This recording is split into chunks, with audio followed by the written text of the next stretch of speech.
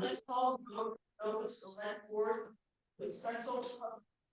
Oh, look. Gotta go to the meeting. Are you going to look here?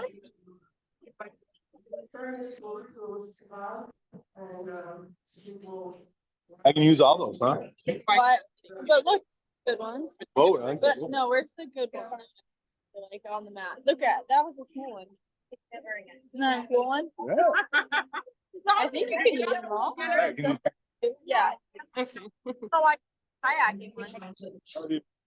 Joe, could you leave? I gotta go to the damn meeting.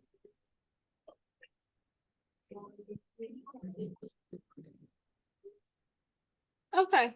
All right. Good evening, everyone. My name is Alyssa Sabetto. I'm a senior planner with the Wyndham Regional Commission. And I am the current project manager on this on behalf of the town and their role in this project. And so our format for tonight's meeting is going to be a brief introduction, followed by presentations from the two project consultants. And then we'll open up for Q&A for both the in-person and virtual audience. And then after the Q&A, we'll close the virtual component, and then we'll have walk around and chatting and looking at the plans and for everyone that's here in person. So a bit of background about this project. This is funded through a grant called the Flood Resilient Communities Fund, which is administered through Vermont Emergency Management. And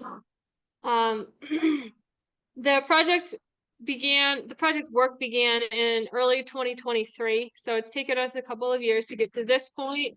What we're going to be presenting tonight are approximately 60% design plans.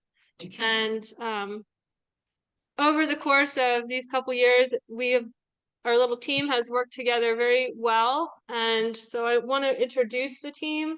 So first we have SLR. So hi, everyone. My name is Ryan Cody with SLR, and I'm a water resource engineer that's been working on the dam removal and floodplain and channel restoration part of the project. Hey everyone, Roy Schiff with SLR Consulting, water resource engineer. Liz Thompson with SLR, so water resources engineer. great, we have VHB. Peter Smyer, I'm a civil engineer with VHB. I've been working on the stormwater management components of the project, as well as Mount Snow's Act 250 work in the last few years. And Mount Snow. Hi, I'm Kevin Harrington, the Senior Director of Mountain Operations at Mount Snow. Nice. We take closer to construction. Yeah, with the close of the FRCF grant at the end of this year, it expires. That expires my role, which will then turn over to Ron. So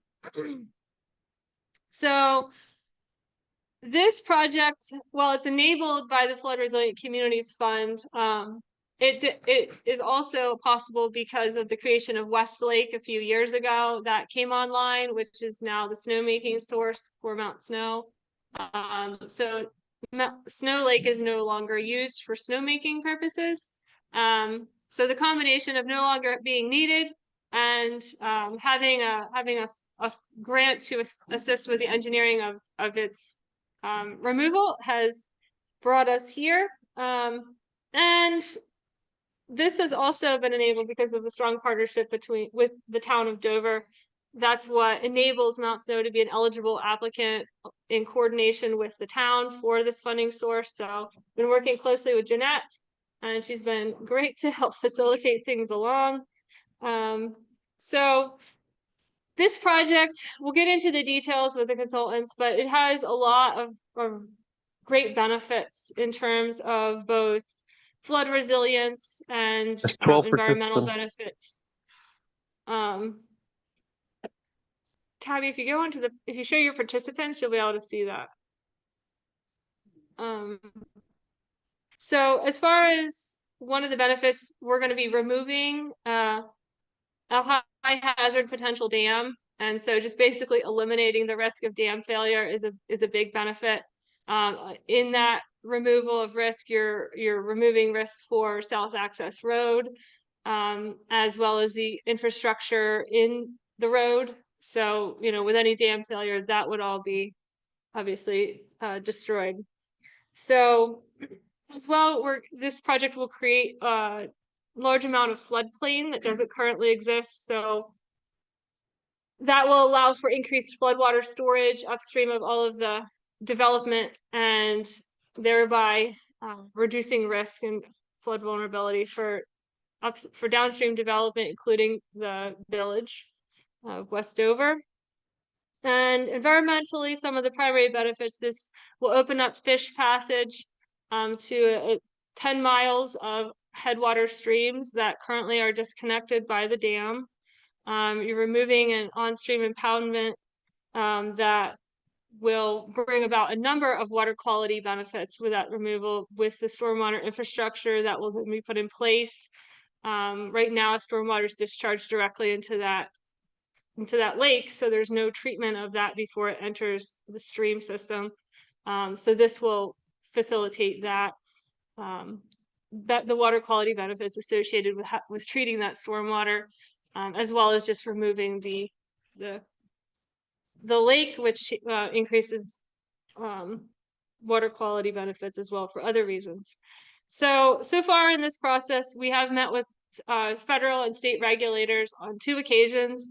And so we've gotten input from them. The permitting process hasn't formally begun yet. It should begin soon. I would anticipate it would probably take place in 2025. Now that we're at this point in the design process and things. So as well, right now, the discussed construction goal is 2027 for this. So that's where we're at with things. I would ask you to please, unless you have questions now, to hold off probably until our Q&A session so we can get everything. Then, so my role, I'll help facilitate this meeting tonight. But I'm going to now turn it over to Kevin Harrington with Mount Snow. Yeah, absolutely. Thanks, Alyssa. It's time to actually grab a bunch of my talking points here. So,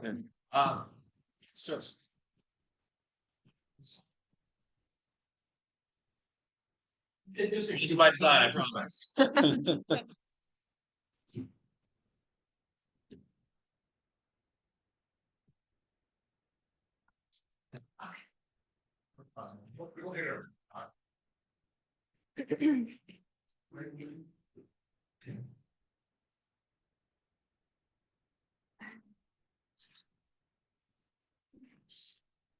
Oh, sorry. Oh, no worries at all. No, I don't have too much to add besides, just a huge expression for gratitude from the town of Dover and, all the parties that have got us to this point. I think this is really exciting from, Mount Snow standpoint and also Vail Resorts, to restore, this lake to its original state. Obviously, that was part of the master plan going back to Peak Resorts and the commissioning of Westlake. So, Alyssa, noted all the benefits that come along with this. And I think that's something that's really exciting for us at Mount Snow to be part of 7. Obviously, the engineers will talk deeply about their parts in this and what they're bringing to this project as a whole full circle completion. That again I think will be hugely beneficial to the town of Dover and to Mount Snow in the long run. So other than that, again, huge expression of gratitude to everybody for joining us this evening, and look forward to being this great partnership. So thanks a ton. All right, thanks, Kevin. So now SLR is gonna have their presentation. Thanks, Alyssa. So just to give a little bit of a preview, I guess, of our presentation, we'll talk a little bit about the existing conditions and orient people with the lake and the components around the dam, and then talk a little bit about the design of the proposed removal and also the restoration of the channel and the floodplain. So we thought we would start, it's a little laggy, hopefully, here we go. Looking at an aerial view of what the system looked like in 1948. This is a aerial image that was actually provided by our project partner, VHB. And it shows in the pinkish colored line, the channel, the north branch, Deerfield River, and then the blue kind of gives you an indication of the footprint of the current snow lake.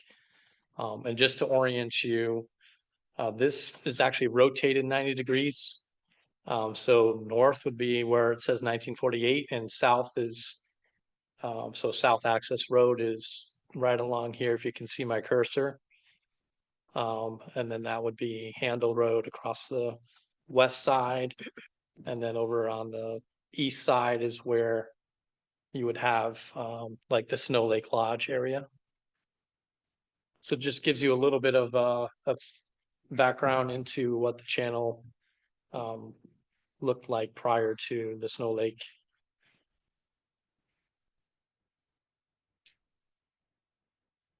So this next slide gives you a more current view of what is out there now, and it focuses a little bit on the existing utilities, but just some highlights.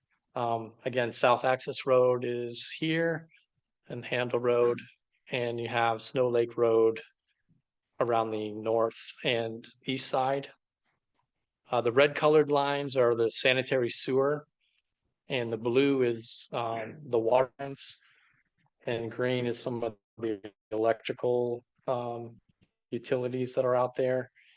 But the most important things to point out right now is that there's both sewer and water in Snow Lake, South Access Road. And then above Handle Road, again, sewer and then some other utilities. So that would be up in this area, Handle Road culvert, where the water comes into Snow Lake. And then at the other end, South Access Road. Other utilities that are shown here.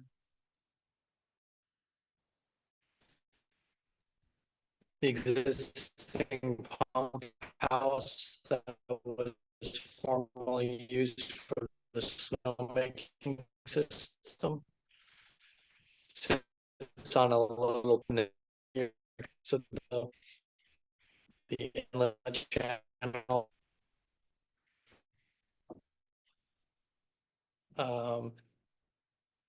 just upstream of South Access Road. So that's the primary spillway. So there's a riser structure where the water dumps into, goes under the road and discharges onto the other side. There's 4 additional culverts that act as a high level overflow. So as the water flows pick up and the lake level starts to rise, it'll discharge through 4 additional culverts.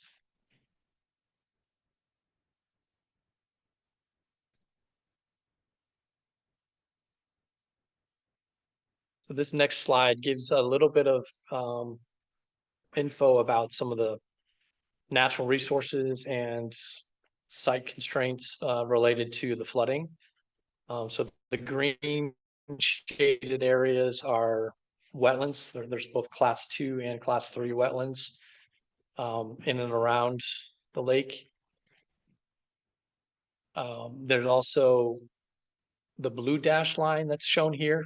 So that is based on our modeling of the channel in Snow Lake. That's the limit of the flooding that would occur during what is referred to as a 100-year flood.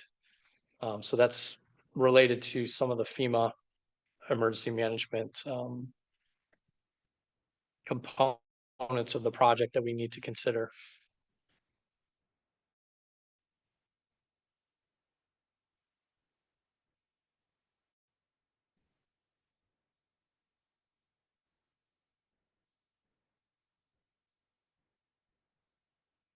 So the next series of slides gives a look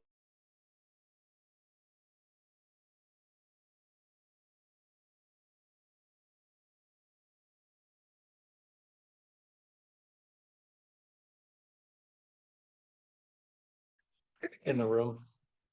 There we go. So we have a series of photos that point out some of the features of the dam and around some of the existing buildings around the lake. So in the center, you can see this fenced off structure. That's the riser that I mentioned earlier. It's a 10 by 10 structure with a 72-inch corrugated metal pipe at the bottom that passes under the roadway.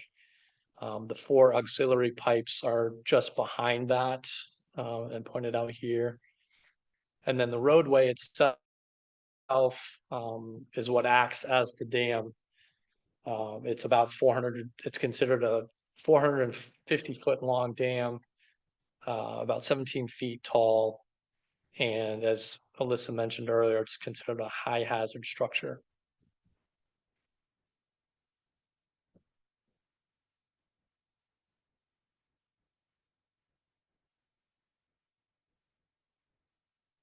There we go. So this is the inlet, which we also mentioned earlier, where the water from passes under Handle Road and enters into Snow Lake. You can see the pump house here, and the 2 pipes that cross over the inlet are former water supply pipes for the snowmaking system.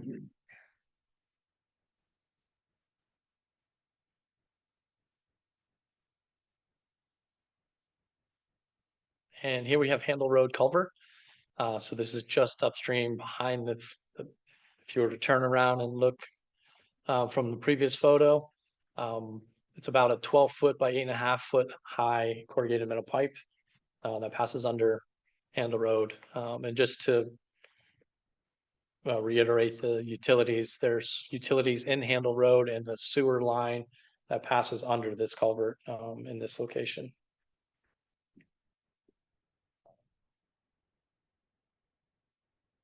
So now we'll take a little bit of a look at our proposed design for the removal.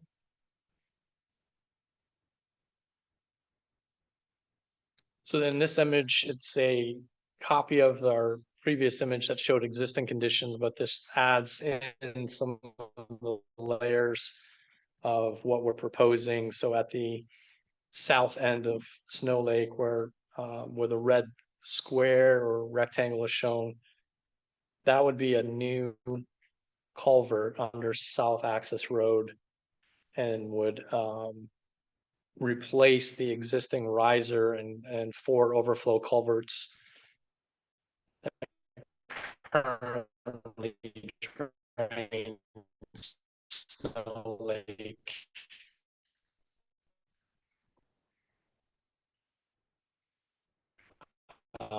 There's some the river corridor, which is something that we needed to consider as part of the design. Also of note, just downstream of the Handle Road culvert where the current pump house sits, we're proposing to remove that material that was placed there to build that part of the system and create more flood storage as it comes out of the Handle Road culvert.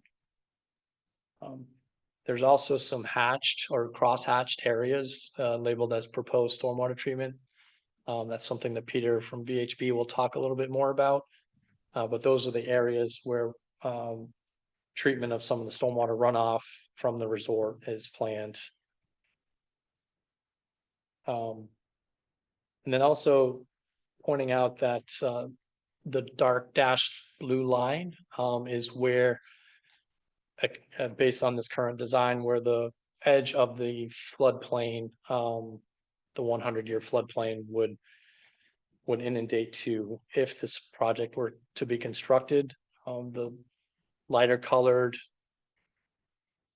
dash line here is the existing, so you can see there's a reduction in the amount of area that would be inundated, not only spatially but also vertically. If you look at the depth of the water also decreases by several feet as a result of removing the outlets and replacing it with a new culvert. Yeah, so also shown on here is some green dashed blue dash lines. That indicates if we were to replace the Handle Road culvert, which is something that we're currently also considering as part of a separate project right now, but the hope is that they could become combined with this project. The green dash line would be the new level of flooding for the 100-year flood and prevent some of the flooding that happens on Handle Road. And that's replacing it with a larger structure. So this is some of the drawings that we've been preparing as part of the replacement of the culvert. So in this central upper area is a plan view, so that's looking down onto South Access Road. You can kind of see where the 4 overflow culverts are. It's a 30-foot wide structure to match the channel hydraulics and geomorphology. There's also a need because the culvert is much shorter, the proposed culvert is much shorter, a need to relocate the sewer. That's shown. So the existing sewer kind of cuts cross country across the top of the existing culverts. But because our new culvert is shorter, part of this will be to relocate the sewer into this location here. And then continue on to the existing pump station. Down in the lower left-hand corner, you can see a profile. So that's looking at from upstream to downstream across the proposed culvert. And then in the lower right-hand corner is a cross-section view of what this would look like. So the road surface is here. The sewer would be above the culvert, and then you have a precast arch and the support abutments. And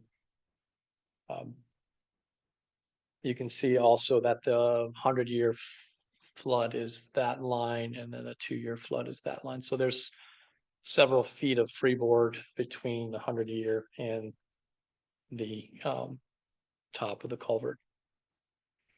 And that all adds to some of the flood resiliency that this project will bring. It leaves space for floating material like logs to pass under the road rather than clog on the upstream side of the culvert. And then in the upper left-hand corner is a sample photo of what this may look like.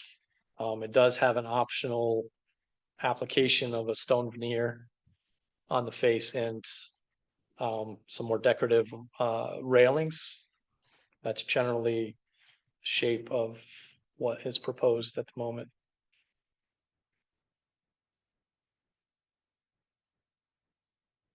So I'll pass it over to Roy Rock. Hey everyone, again, my name's Roy, and my role in the project has been focusing on the stream and floodplain restoration. And the goal really is to do a stream assessment and then look back at what the stream was and what the ponded area is now, and how do we kind of work our way backwards. So I just wanted to start with a picture of the upstream channel. It's a lot narrower. It's about 25 feet, the bank full width. That's the width of the channel when there's probably like a typical spring flood every couple of years. And then as you move your way downstream, the channel, it widens to about 30 feet. So that's common as you move from upstream to downstream, the channels get wider. And what you see here is you start to see more floodplains on the side of the channel. This is looking downstream. This is just a shot from upper left where you have this really narrow bedrock line channel, some riffle pools in the second photo, and then we're inside the Handle Road culvert, and then these wide floodplains downstream. And Snow Lake sits right at the transition between these types of channels. That's often where dams were built, between narrow channels and wider channels. So all of our sizing has allowed us to know that we need to build a 25-foot channel at the upstream side of the ponded area and a 30-foot channel and a culvert opening at the downstream side of that. And that's all based on the river assessment, and we walked with the state regulators from Vermont DEC to kind of confirm the dimensions. So sort of set on the river dimensions. There's a lot going on this plot. Try to talk you through it. So the top, let me see if I can point. So the top is a river profile. It's, imagine you're looking at the side of the river and you're putting a slice down the middle, and the river's flowing from the upper right side of the plot to the bottom left. The gray, there we go. The gray trapezoid right here is the dam. So that's South Access Road or Snow Lake Dam. And then the box to the right is the Handle Road culvert. And then what you see is there's some dots along the bottom, and we went out there and probed the sediment with rods and understood how much soft sediment is sitting above the original or kind of the firmer stream bed underneath. And what we found was typically 1 to 2 feet, maybe a little less. There's only a thin veneer of sediment. And that makes sense because remember from the earlier picture Brian showed, Snow Lake was actually dug out of the floodplain. The stream was originally winding through, and then we dug a hole, and then it filled up, put the dam in. And so there's actually a big hole that sits in the middle of Snow Lake. It's partially filled with sediment right now. And if we go to the next plot, this is the proposed profile. So the same view. Now, instead of that trapezoidal gray thing that was the dam, you see the bridge, the side of the bridge or the culvert that Brian showed. But also where the green is, you see that's going to be an area that fills in with sediment naturally. There's actually a couple channels that join in the middle of Snow Lake, and they're going to bring sediment and fill that. And now, Mount Snow has managed this over the years because they wanted to get volume to make snow. But now that we don't need that volume, we're going to let the sediment kind of fill it back up. And in the middle of that will be a natural channel. And it will look very similar to what's downstream of Snow Lake Dam. If you've gone on South Access Road and just look downstream, that's the channel it's going to look like. A little harder to see is in the middle of that green blob are these pieces of wood. And if you walk downstream, you'll see some wood that's entrained in the sediment, and it builds up and the river winds around it. And this is really what forms habitat. It's the sediment and the wood that's embedded in the floodplain in the channel. And so we're going to replicate that. And there'll be some wood along with the vegetation in the proposed channel.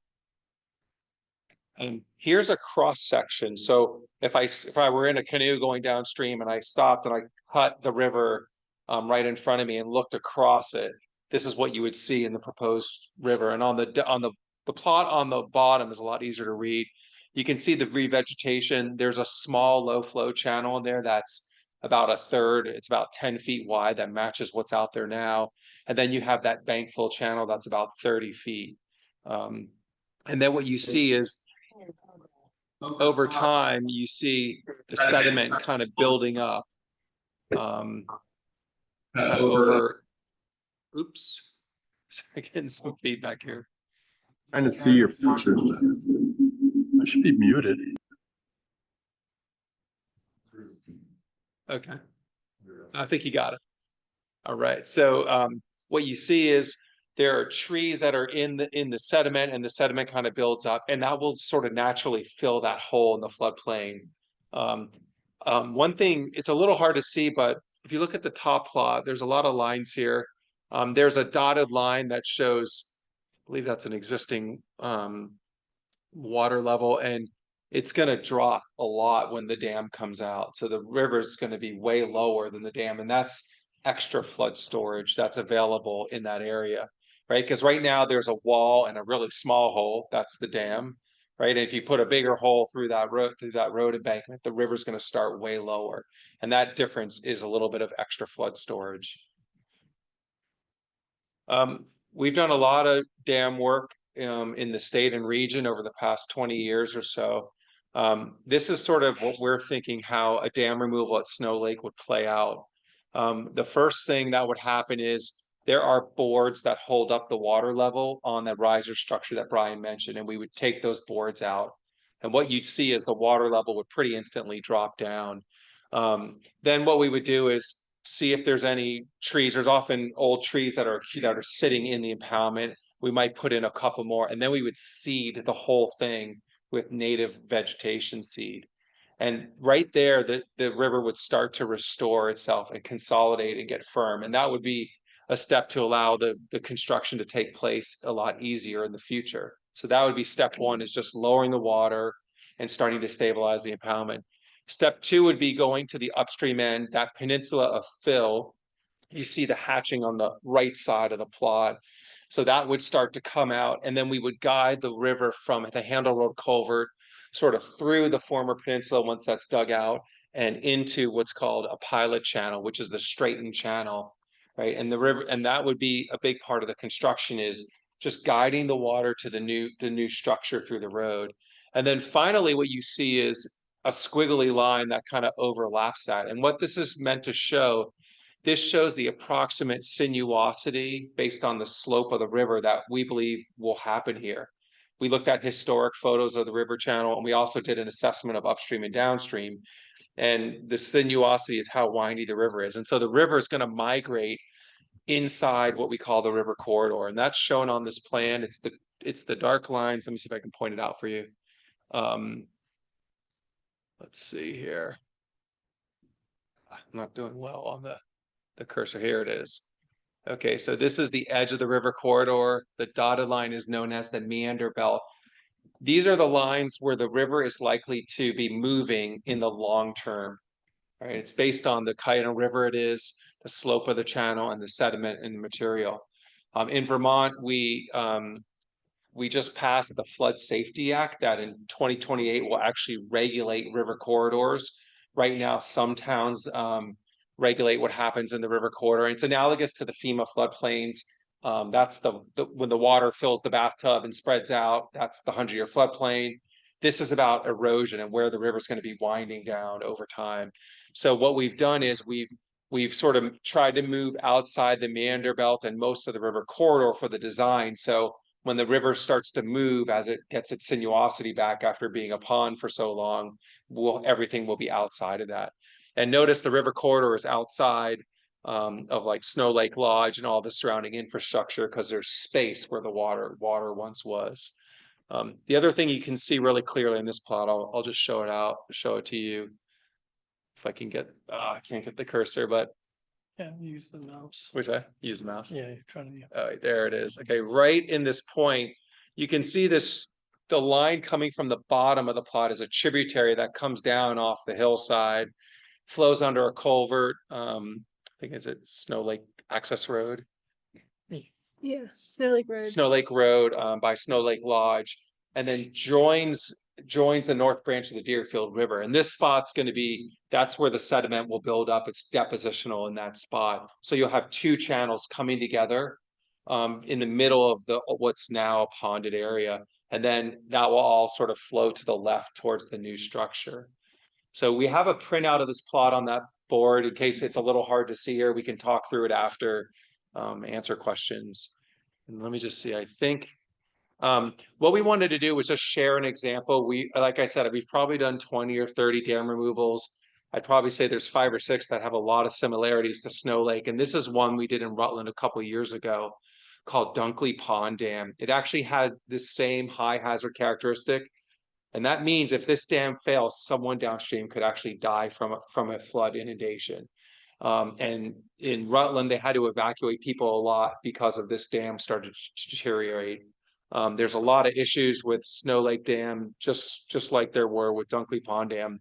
In the bottom left, you see the pond, and in the upper right, you see several years after that whole process I just described. We've built a pilot channel. The river's starting to meander. There's a floodplain. There's a lot more flood storage, and we naturally vegetated it. The local neighbors around this area, even in an urban setting, have said there's been a return of wildlife and turtles, and people are sort of walking around on the floodplain in here. So it's a really nice amenity right in downtown Rutland. Just one example of a dam removal and a floodplain and channel restoration. And sometimes it's hard to imagine, but that's what's going to be under Snow Lake when this dam comes out. I think that's it for us. So Great. Thank you. Yeah, that was good. So now we'll turn it over to Peter Smyer with VHB. Thank you. Hi, I'm Peter Smyer. I'm about to share my screen. Zoom in a little bit, folks. Oops. Okay, so Peter Smyer with VHB. I'm going to talk about the stormwater treatment practices. So these are the stormwater practices that you saw on the SLR plans. They're sort of a black hatch around the perimeter of the former Snow Lake Reservoir. So what I was going to do is give a quick overview of a little bit of history here, a little bit of history of stormwater and how it's been planned to be managed at the resort. And then I'll go into the proposed systems. So this is just a snapshot of the 2011 Mount Snow plan, and there's a lot going on in this plan, but I wanted to just point out you can see at the center of the graphic there is that sort of squiggly blue line, and that was the envisioned conceptual channel restoration of North Branch Deerfield at this time. And then obviously the big blue is what was left of Snow Lake, which was envisioned as a stormwater management practice that was to treat a lot of runoff from the base area. And this area was, part of this approach was associated with what's called a WQRP, which is a water quality remediation plan. That's part of Act 250, or Mount Snow's Act 250 findings for their 2011 master plan. And so the point of that WQRP at the time, North Branch Deerfield was impaired for stormwater. And so this WQRP plan was developed to address some of that impairment, to look for sediment sources, nutrient sources, and stability in the watershed. So a few things have changed since this graphic. Obviously, ownership of Mount Snow has changed. This full build-out plan that you see here is not proposed at this time. In addition, there's definitely been advancement in thinking around river corridors, and some of the things that SLR described are more comprehensive than was required and thought of at this time. And so the green space on either side of that channel, as represented in this plan, is no longer considered wide enough for the purposes of channel restoration. And in addition, the stormwater rules have also changed. So since this time, the Deerfield has actually been delisted for stormwater. It's no longer considered impaired. And the DEC has implemented what they call their 3-acre permit, which I'm not sure if you folks have heard of it, but the DEC a few years ago has a clause in the new stormwater permit that any property with more than 3 acres of impervious surface that doesn't have sort of more modern stormwater treatment has to retroactively go back and design and permit and build retrofit. So this affects everybody statewide. It's schools, parks, ski areas, shopping malls, and Mount Snow is one of those sites. And so some of the stormwater management that was previously envisioned in the WQRP is now shift over to this other regulatory mechanism of the 3-acre.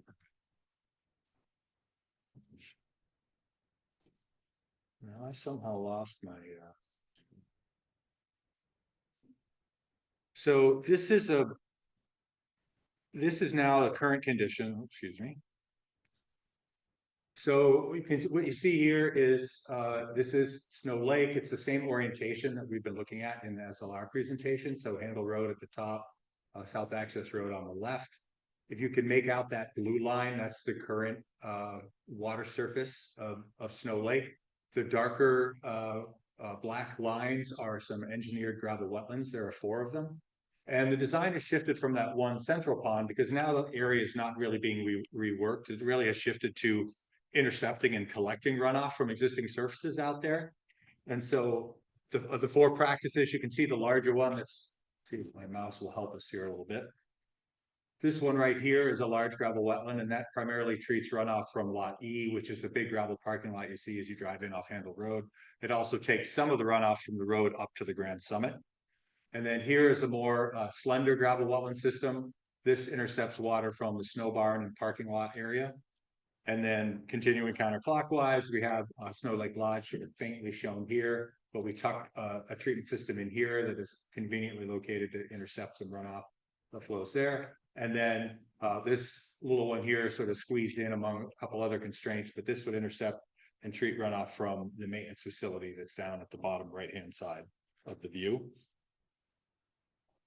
And so the way these systems generally work, and I'm going to show you a cross-section in a second, but they generally just intercept water, comes into an initial stilling basin for pretreatment. That's where most of the initial sediment drops out. Then it goes into a larger cell that is filled with gravel and plants and soil. And the idea is that the direct filtration through gravel and nutrient uptake in the plants, removes suspended solids and phosphorus. So each of these systems is designed to remove about 90% total sediment and about 50 to 60% phosphorus from the runoff that's currently draining into them or draining directly into Snow Lake without treatment.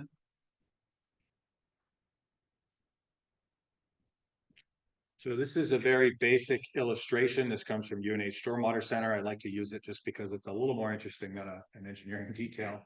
But from the left-hand side, so this is a profile view through the system. So this is taking a slice along the flow path through the system. So on the left-hand side, you would have water coming in. It's indicated by those blue arrows.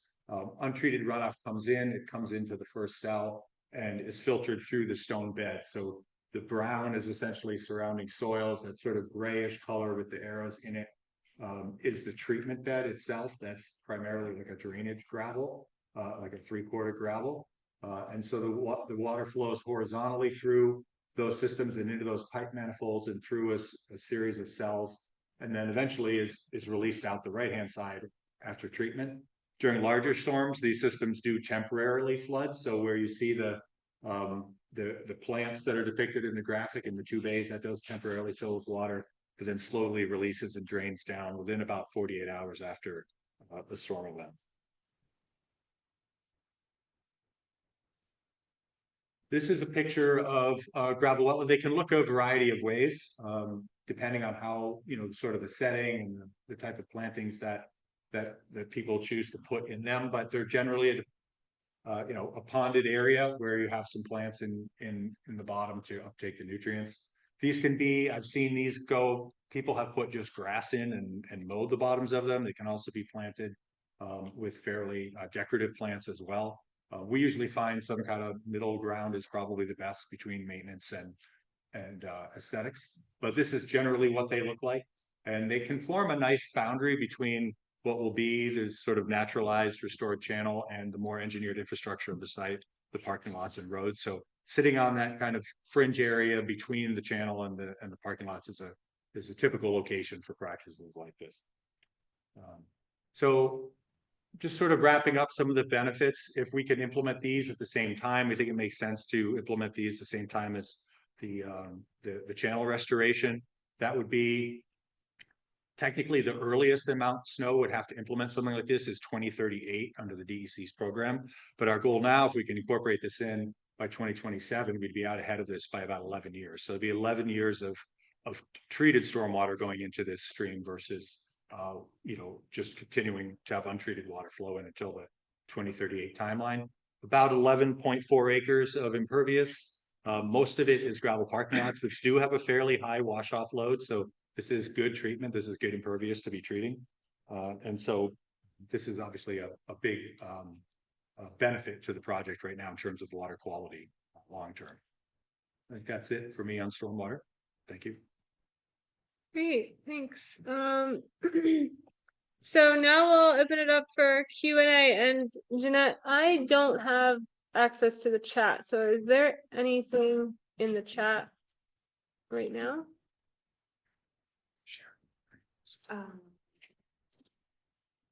Okay, so folks that are online, please feel free to raise your hand or use the chat. And Jeanette, if you can help me with that monitoring, that'd be good. But is anyone here in the room have questions or want some more information? Yeah, go ahead, sir. Yeah, and questions. You flood. Vermont seems to be getting a lot of floods these days. What is 100 years today? 10 years from now may not be quite adequate. Do we really think that 100 years is where the culverts should be, or is there more that's needed based on predictions for the future, if that's even possible? Yeah, so that's a great question, and I think in this setting, especially because of the way the culvert will have so much space above it, it kind of builds in some of that, factor of safety for future floods, and flooding, as we've seen, are becoming more frequent and also larger in magnitude. Luckily, the culvert dimensions that are required due to the design standards, meaning the 30-foot wide opening matching the bank full width that Roy mentioned, provides a lot of additional hydraulic capacity through the structure. And that also builds in some of that factor of safety for those future floods. So you think there's enough? I mean, think of it this way, the design standard right now for these roads would be a 25 to 50-year flood. A lot smaller. But like, as Brian said, we match the state standard is to match the bank full channel width to the structure width, and then confirm it can handle the design flood. And right now we're showing it can handle up to a 100-year flood. So there's a lot of extra room in these based on our current design standards, that if the North Branch Deerfield does come to a really high flow, it should get through these structures. And I think Brian mentioned something really important. The extra space, there's a rule of thumb that you want to leave 20% vertical space extra for trees and sediment buildup, because sometimes there's a big slope failure upstream and trees and sediment come in. So that freeboard, that extra space he mentions is really critical, which most of our culverts in the state don't have that freeboard right now. So when there's a big flood, they're filled and nothing can get through them, and then the roads fail. So these are all being designed with a little extra capacity to be a little more resilient, because of pretty much what you just said, that our storms are getting bigger. Yeah, and just as a comparison as well, at Handle Road especially, the current culvert is about 12 feet wide, and the proposed would, to match the bank full width, would need to be about 25 feet wide, so double the size at that location. So it's a big change in the amount of water that you can pass under the road. Alyssa, could you ask people to like use themselves? Sure, yep, yeah, so yeah, if you would. Okay, great, thank you, Jeff. And go ahead. Kevin Stein from East Dover. When you talk about the stream restoration, you mentioned that a big part of the plan was to let sediment gradually fill in the basin. But after a period of time, is there going to be too much sediment? And what's going to happen when the base is full and sediment's still coming? So, yeah, it's a great question. So right now, based on our probing, there's a dip, there's a hole in that in the basin underneath. What's going to happen is the river's going to work to sort of get the right slope. The slope is a function of the sediment in there. And once that slope builds up and gets to the right steepness and the right grain size, then a lot of sediment that comes in goes out, and the sediment sort of transports through the reach. So we think there's going to be an initial phase where you're going to have sediment build up to kind of build that slope back. Now we could bring material in, we've done this, and we could take a lot of material and put it in there, but the river's naturally moving sediment, so we're going to let it fill up, and then it's going to start transporting more downstream. Like all rivers move, we see the water, but they actually move a lot of sediment and trees and ice in our region. So the term's called equilibrium. The river's going to get back to its equilibrium, where most of the sediment coming in is going to mostly pass out of the system once that target slope is reached, and the sinuosity. And it's kind of the same thing that's happening downstream. You have sediment building up, and then a flood comes and the sediment kind of erodes and goes down. And goes up. That's what happens up and down the whole river system. There's just a block right now at Snow Lake because of that. So hopefully that helps. Yeah. Go ahead, Jack. Yeah, I have another question. So I'm involved with Trout Unlimited, and one of the things that was done with the I guess it's a cold brook now. There's been a lot of thought that went into, what are the temperatures of the water, and how that's functioning. I understand things are going quite well there, but have you done any modeling in terms of water temperature? Because as you can imagine, when Snow Lake was there, that heats up, and that's not very friendly, at least for some fish. and what you're trying to restore. Have you done modeling to look at the temperatures that you'd expect once this is fully mature, once the riparian areas come back? Yeah. What do we expect here? So these small impoundments heat the water up. In fact, dams do many things, but one of the big things is they physically block the fish from moving. So this sits at a critical spot where you have a wider channel, and the fish want to move up into the headwaters and spawn, but they're blocked. So that's the first thing. The second thing is, like you said, you have this big shallow bowl now that's heating up and passing warm water down. So we've heard numbers from Vermont Fish and Wildlife, 7 degrees, 10 degrees, 15 degrees change, which sort of brings the water temperatures above like the lethal temperature for brook trout, for example. So, I mean, we know the temperature is going to cool. I mean, it's been documented over and over. We specifically, I think Fish and Wildlife might have done sampling and temperature measurements, but we haven't done that. But we know the temperature is going to drop because once you plant, native vegetation on the floodplain and the forest starts to grow up around there, and some of the shrubs, you're gonna shade that and it's gonna cool the water down. So we know there's gonna be a temperature drop. It's gonna support, like trout fishing and habitat and then. Roy, can I add some? Yeah, please. Jack, so we're working with Fish and Wildlife on 2 wildlife management areas where they have it's the failing and the ponds, and Fish and Wildlife has done that temperature logging, right? Temperature survey. Incoming stream is 63 degrees in the summer, below the dam, below the pond, it's 79. So a 16-degree increase in the water temperature. So it's fatal to brook trout below. So that's why they're removing those 2 dams. So, like Roy said, it'd be something in that range of 7 to 8 to 6, and maybe as high as 16 degrees difference once the dam is going. Yeah, and that effect goes for a ways downstream, doesn't it? The heated temperatures, so it'd be a big change for a large area. Yep, go ahead. Just following up on that. Gauge the incoming and the outcoming on Snow Lake, and we came up with a 10-degree differential. Oh, wow. Mhm. Great. So Yeah, it'll be a nice change for the fish.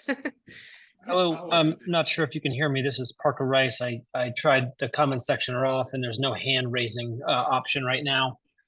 Can someone talk me through the duration of time the project will take, specifically the disruption to South Access Road?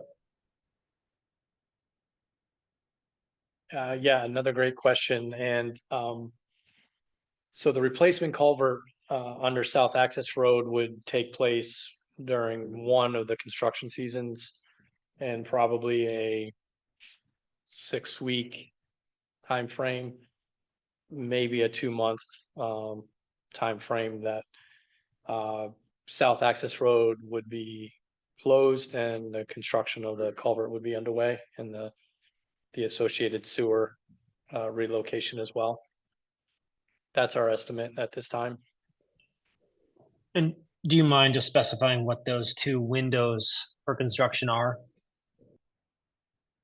Yeah, so Roy mentioned that the initial phase would be to lower or draw down the water to allow the sediment to kind of consolidate and vegetate, would be the previous construction season.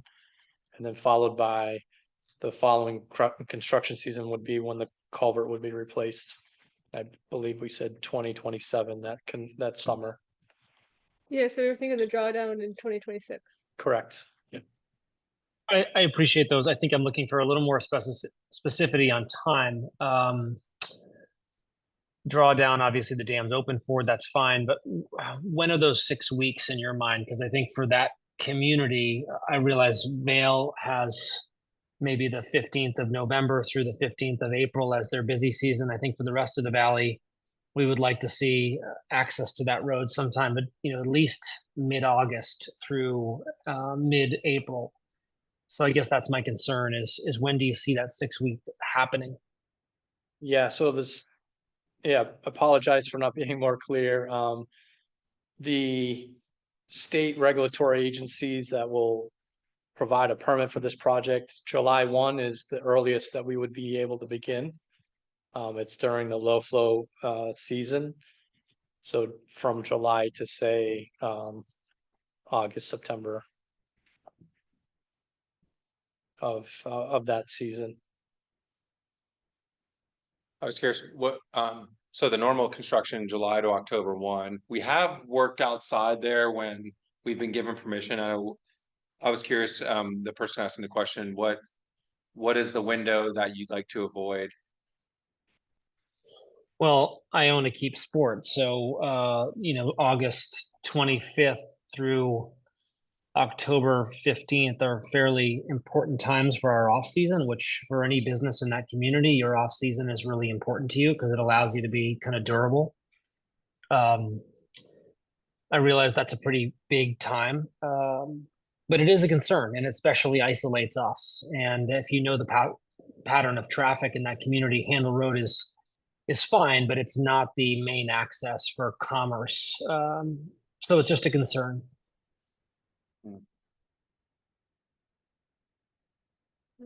Thanks for sharing that, Parker. Thank you.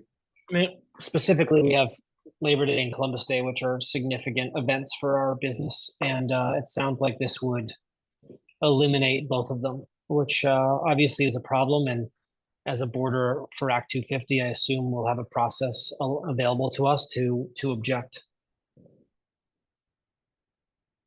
We could ask the state to allow us to start in June so that we could finish, before the end of August. Yeah, I mean, I think it's important, especially in the last couple years. We've had, as soon as the rivers were open for work, we had our wettest months of the year.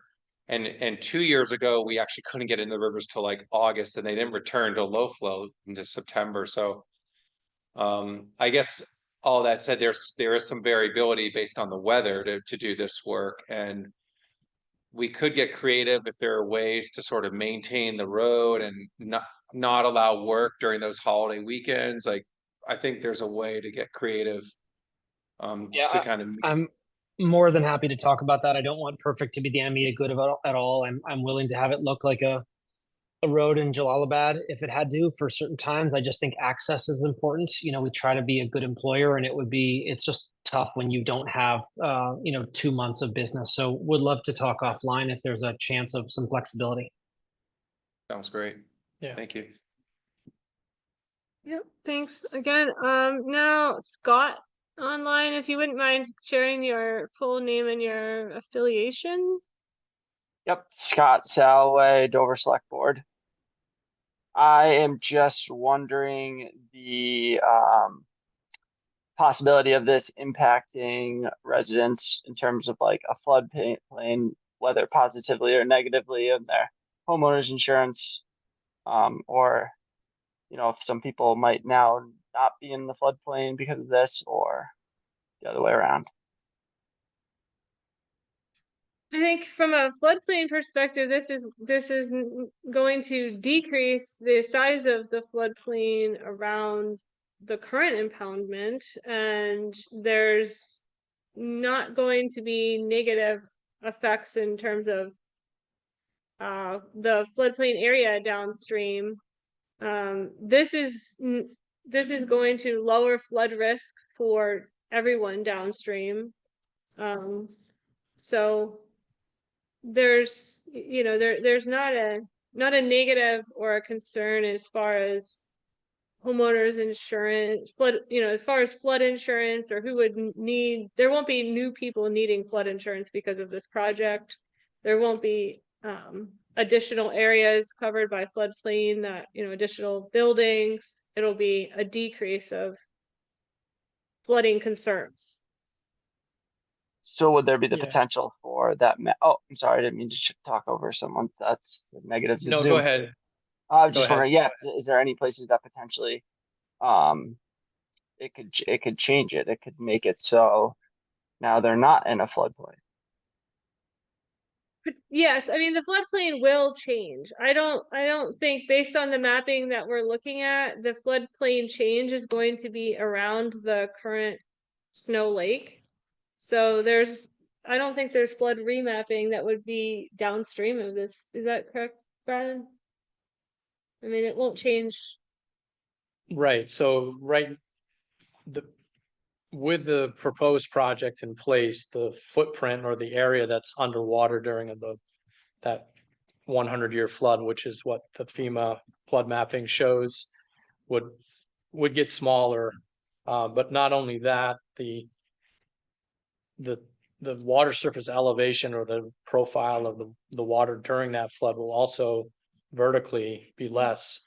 So any area that is between those two lines would be a benefit due to the reduction in flooding. Yeah, so in addition to that reduction in the floodplain footprint, you're also allowing for more floodwater storage in the newly created floodplain. So you're reducing flood levels downstream, and it's overall nothing but good in terms of flooding, and flood risk reduction is a big reason that this project is being pursued. I mean, I think one other thing to add to that is the dam's got some serious issues. And, you know, like, should that dam fail, there's an inundation risk downstream that's pretty extensive. So even though that's not per se talking about the regulated floodplain, which is the heart of the question, there is a major flood benefit to like taking this dam out. So there isn't a dam failure, and it could be a really damaging event in Yeah, the downstream corridor. yeah, just removing that risk entirely. So it's a wonderful benefit. Yeah, Andy, go ahead. I'm Andy McLean, and one of the reasons I'm here tonight is I'm representing Tannery Wildlife Refuge, about a quarter-mile downstream. And as representing Tannery, I don't have a lot of concerns. We're pretty happy about this, improving water quality. I'd love to see trout in the north branch of the Deerfield. That would be pretty cool.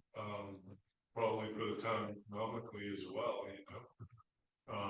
Off-season activity, classic Vermont trout stream, that'd be neat. The only comment I have relative to that, the tannery business, is down there, they're building beaver dam across North Branch.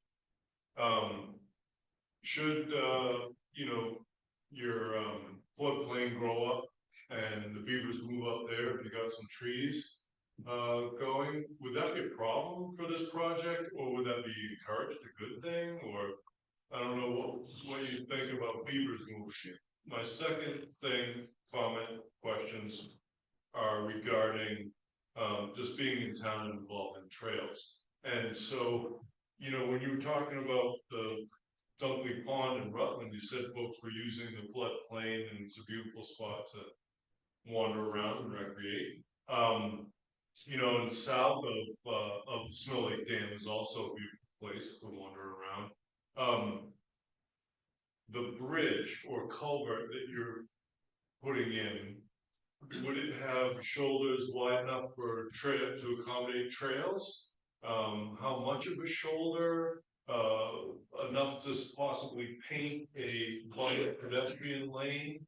And relatedly, under the bridge culvert along the stream, would there be enough height or room for people when it's not a high water time to walk along the stream to the southern reaches of the north branch of the river? Thank you. Good job. Want to go? Let's see, I have to go back to some of the questions there. So I'll take the beaver dam one, that comes up a lot. So yeah, there's beaver dams that are, some are intact and some are broken, pretty much from the dam downstream to the next bridge. And we've walked miles of the channel. I showed you that confluence zone. The slope of that channel changes right there. So from there upstream, there's probably not going to be beaver dams. You don't see them upstream. The channel's steeper, narrow. From there downstream, which includes approaching the new structure, there's a chance you could see some beaver dam activity. You know, I mentioned, we've talked about how everything's gonna be way lower. You're gonna have capacity for, beaver dams tend to be like 1, 2, 3 feet. They tend to be intermittent, they come and go. So you're gonna have capacity to go up and down. And also they do add to that sediment buildup. And the beaver dams play important roles in adding like fish habitat. They create some pools. Those pools break, and then the wood goes down, and the wood's part of the food chain. So I think in the lower half of the impoundment, you could get some beaver damming. We don't believe it's going to rise to the level that you're going to be impacting the roads or anything. The beaver dams just aren't going to get that tall with the new level of the impoundment. I think you asked a lot about the trail access. So I don't want to speak for Mount Snow. A lot of dam removals we do, there's river access is a big part of those. There's a lot of space created that is now wet, that becomes vegetated, where you can walk just like down on the south axis. You can walk all over that floodplain, cross the channel on gravel bars. So I think there's potential for trail access and recreation around here as well. And like you said, like fishing access. I mean, there's a lot of really neat potential once you kind of naturalize the river. And maybe I'll let Brian talk about the potential to go under the culvert. Sure. So I think Roy mentioned a little bit about the low flow channel versus the bankful channel and the design of the restored channel. So that's going to carry through the culvert. So there'd be a 1/3 versus 2/3. So 1/3 would be reserved for the low flow, where the normal conditions, the water flows through the culvert, and then the remainder, the 2/3, so about 20 feet, would be available for, you could walk through it. I think vertically there's enough space, but that would be the limiting factor, is you may have to kind of duck down in some spots because it is an arch shape. So on the corners, he'll be a little bit lower. But that's the design, is to keep so that you can concentrate that flow during low flow seasons into a low flow channel, and then it's got the additional space for it to spill out during floods and fill the culvert. Yeah, and a couple more things. Your other question about the width of the culvert, yes, it will be wide enough, and it will have a sidewalk on the north side of the road. The south side, I think it's gonna be just, there will be somewhat of a buffer, but not a sidewalk. So, but it will be, pedestrian access will be there for when sidewalks might be put on south access road. Yeah, great point. Yeah, I didn't mention it in the presentation part of, but there's plans for sidewalks on the north side of South Access Road. But there is space on both sides for a shoulder. Yeah, and I mean, I think tannery, the benefits of tannery are gonna kind of extend north with this project, that's the way I see it. And it'll also naturalize the sediment flow, will be able to naturalize, and there will be more sediment brought into tannery over time, but that's natural because right now it's being starved of sediment by the dam. So I think it will benefit tannery and just kind of enhance it to renaturalize it. We could and we'll look back at like the corners of the culvert, because like there are different shapes. We could do a 3-sided box versus an arch if we thought that difference would allow wildlife and people to get through the culvert more, if that's desired. So we can certainly look at that. Not just for what you see envisioned here, but for future recreational uses in that area. The potential is there for some really cool stuff, and being right alongside the river would be wonderful, and the wildlife, you're right, would probably like it. Yeah, one thing I would also recommend to you, Andy, and to town officials is that when this is going through the permitting process through Act 250, which will be after the master plan, it'll be its own permit, but that is an excellent time to engage on things like trail desire, a desire for a trail. I know we definitely brought the trail idea up to put it along the stream, and there was some permitting concerns with that from the state regulators.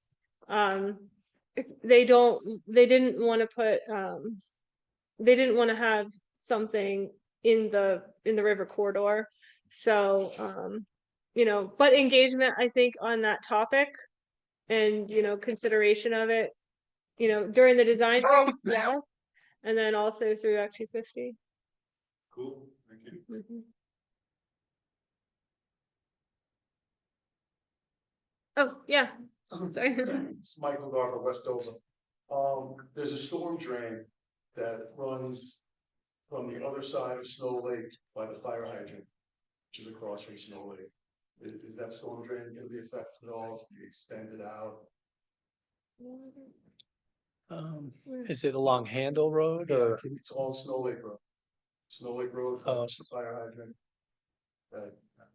It's across from Snow Lake. I may be able to share again so we can. He's asking.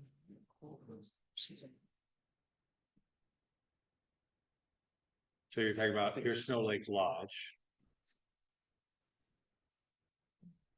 Are we in the right general area? Correct. So there's 3 properties on the other side of Snow Lake. These right here on the east side? Mhm. Correct. There's a culvert that runs underneath right there, that culvert. Right.